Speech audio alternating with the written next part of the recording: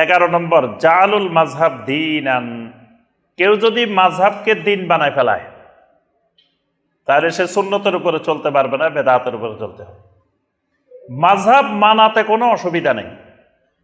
কেউ যদি হানাফি মাযহাব মেনে চলেন, শাফিঈ মাযহাব মেনে চলেন, হাম্বলি মাযহাব মেনে চলেন, কোনো অসুবিধা নেই দ্বীনের ক্ষেত্রে। মাযহাব মানা অসুবিধা নেই, কিন্তু মাযহাবকে মাযহাবের মতো মানতে হবে।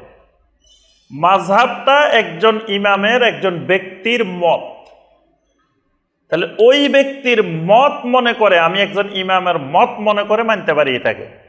কিন্তু যদি ওই মতটাকে দিন বানাই ফেলাই, যে এটাই চূড়ান্ত মত, এটাই একমাত্র মত, এটাই হক, এর বাহিরে সব বাতিল, তাহলে এই মাযহাব মানা হারাম। এই মাযহাব মানলে সে দিন থেকে বিচ্যুত হয়ে যাবে।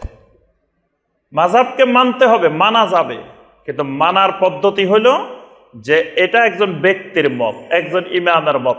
প্রত্যেক ব্যক্তির মতের মধ্যে ভুলও আছে, শুদ্ধও আছে। ইমাম মালিক রহমতুল্লাহ আলাইহি সবসময় নবী সাল্লাল্লাহু আলাইহি ওয়াসাল্লামের কবরের সামনে দাঁড়ায় বলতেন যে কুল্লু ইউখায ওয়া ইউরাদ, দুনিয়ার প্রত্যেক মানুষের কথা গ্রহণও করা যায়, বাতিলও করা যায়। প্রত্যেকের কথায় ভুলও আছে, শুদ্ধও আছে, কিন্তু ইল্লা সাহিবু হাযাল কবর, এই কবরে যিনি আছেন নবী সাল্লাল্লাহু আলাইহি ওয়াসাল্লাম, তার প্রত্যেক কথাই হক, প্রত্যেক কথাই সঠিক, প্রত্যেক কথাই মানতে হবে, কোনো কথা প্রত্যাখ্যান করা যাবে না। এই ভিত্তিতে কেউ যদি মাযহাব মানে কোনো অসুবিধা নাই।